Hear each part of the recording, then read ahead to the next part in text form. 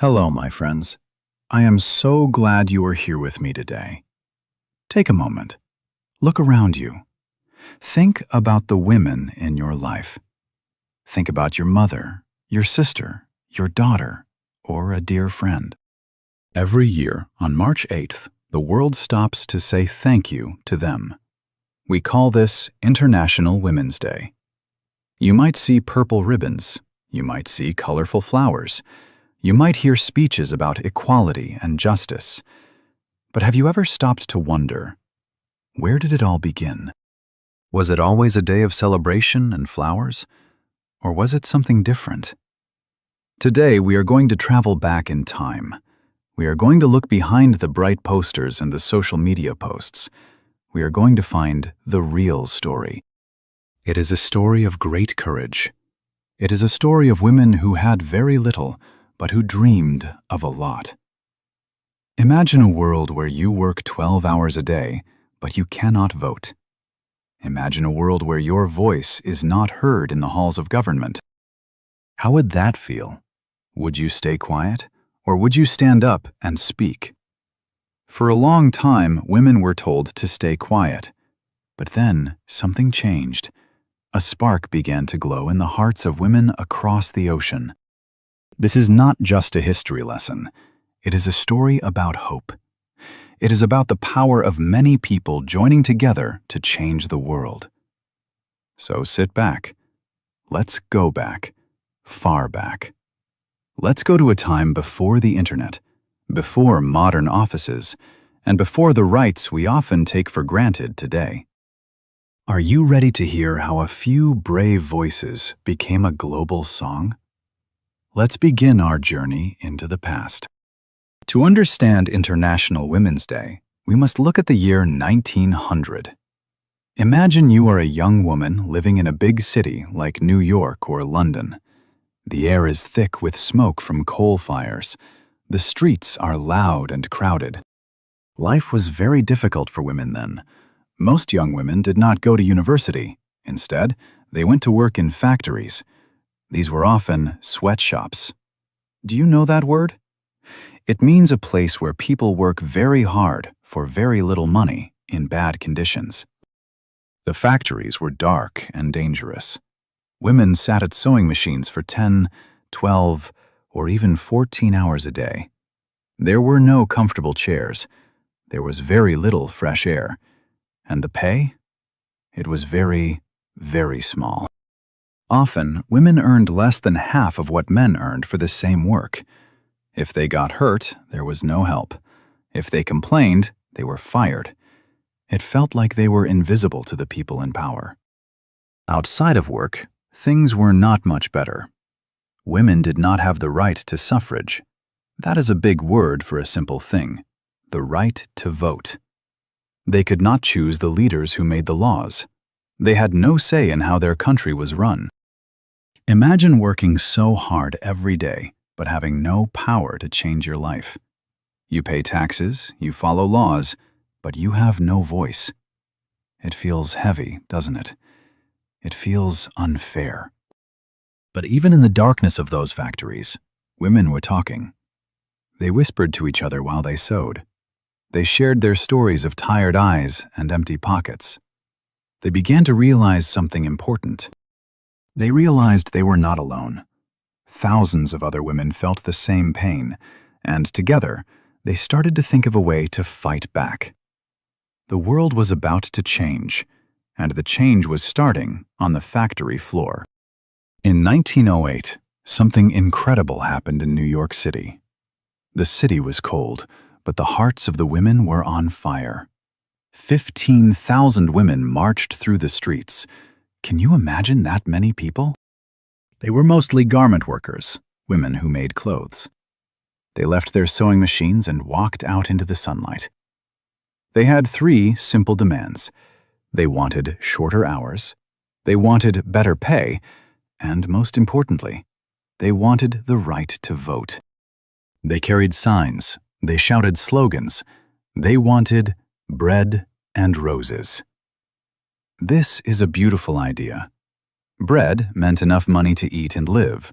Roses meant a life with dignity and beauty. They didn't just want to survive, they wanted to truly live. 1 year later, in 1909, the first National Women's Day was observed in the United States. It was a day to honor these brave marchers, but the struggle was not over. In 1911, a terrible tragedy happened. A fire started at the Triangle Shirtwaist Factory in New York. Because the doors were locked to keep workers inside, 146 people died. Most of them were young immigrant women. This news shocked the world. People were heartbroken. They saw the black smoke and the lost lives. They realized that the women were right. The working conditions were not just bad, they were deadly. The grief turned into a new kind of energy. The protests became stronger. The women were no longer just asking for change, they were demanding it. They were fighting for their lives. Have you ever felt so strongly about something that you were willing to walk out into the cold and shout for it? These women did. They showed the world that ordinary workers could have extraordinary courage. And soon, this American spark would cross the Atlantic Ocean to Europe. Now let's travel across the sea to Europe. It is 1910. We are in the city of Copenhagen, Denmark. A large group of women from 17 different countries are meeting together. This was the International Conference of Working Women. Among them was a woman named Clara Zetkin. She was a leader from Germany. She was strong, smart, and very passionate about justice. Clara had a radical idea. She didn't want a Women's Day just for one country. She stood up and proposed that every year, in every country, there should be a celebration on the same day. She called it International Women's Day. What was the goal? It wasn't just to have a party. Clara wanted a day to pressure governments. She wanted a day to demand the right to vote and to fight for equality in the workplace. She wanted women in France to feel connected to women in Russia and women in America. The other women in the room, over 100 of them, loved the idea. They voted, and the proposal was passed. They didn't pick a specific date yet, but the seed was planted. Think about how big this idea was. In 1910, there was no internet. There were no video calls. International travel was slow and difficult. Yet, these women wanted to build a global sisterhood. Clara Zetkin knew that women were stronger together. She knew that the problems in a factory in Berlin were the same as the problems in a factory in New York. By creating an International Day, she was telling women that they belonged to a global movement. Do you see the vision? It was a call to unity. It was a message that said, "Your struggle is my struggle."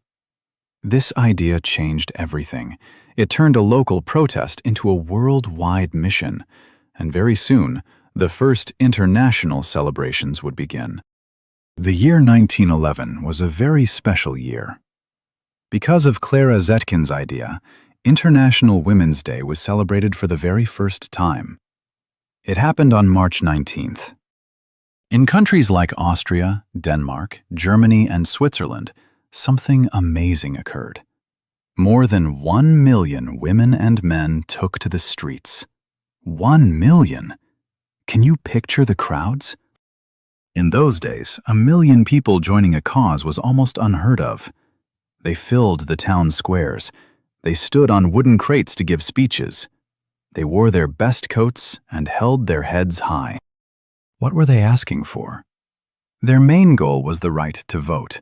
They also wanted the right to hold public office. They wanted to be the leaders, not just the followers. They campaigned against employment sex discrimination. That is a long phrase, but it means being treated differently at work just because you are a woman. They wanted to be judged by their skills, not their gender.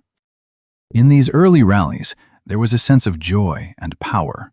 For the first time, many women felt they were part of history. They were not just wives or daughters or workers. They were citizens of the world. Imagine being in that crowd in Berlin or Vienna. You look around and see thousands of people who believe in the same dream as you. You feel the strength of the person standing next to you. It makes you feel brave. These first celebrations were like a spark in a dry forest. The fire of the movement began to spread. Even though the dates changed a bit over the next few years, the message stayed the same. Women wanted a seat at the table. They wanted to help build the future. And as the world moved toward a time of great war and trouble, these brave women were ready to lead the way. By 1914, the world was at war. World War I was a dark time for everyone. Men went away to fight, and many did not return. The streets were quiet, and the shops were often empty. But International Women's Day did not stop.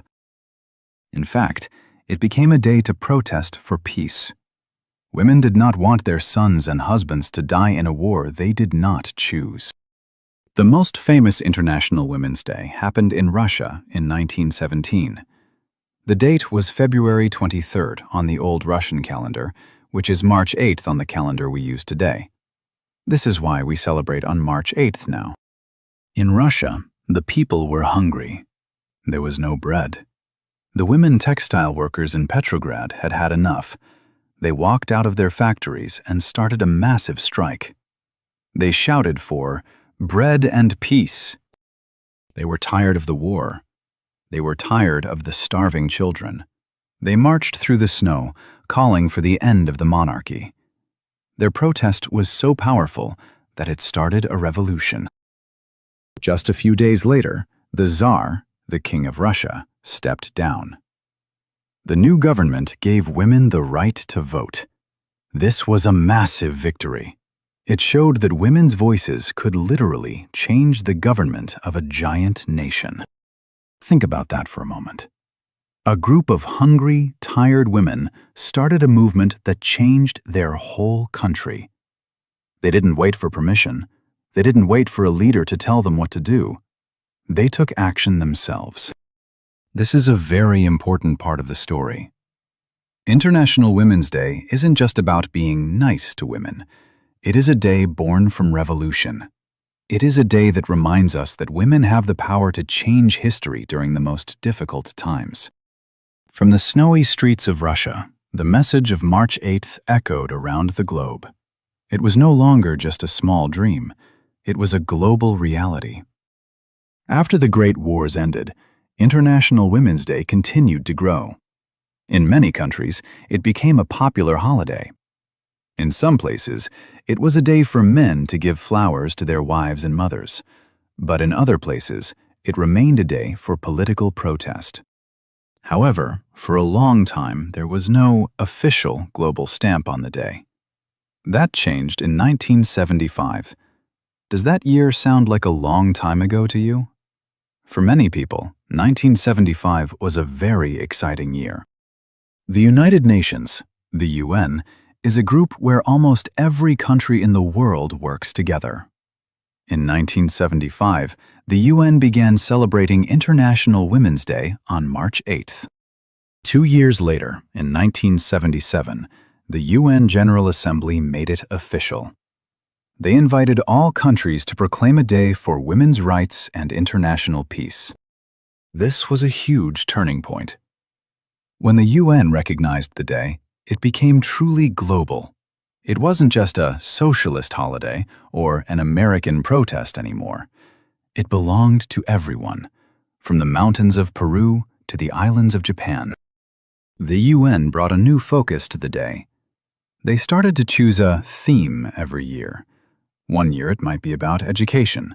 Another year it might be about ending hunger. They used the day to look at the big problems facing women around the world. Think of it like a giant megaphone. Suddenly, the voices of women were being heard by world leaders every single year. The UN recognition meant that governments had to listen. They had to talk about how they were helping women in their own countries. It also helped people realize that women's rights are human rights. They are not separate. You cannot have a free and fair world if half of the people are not treated equally.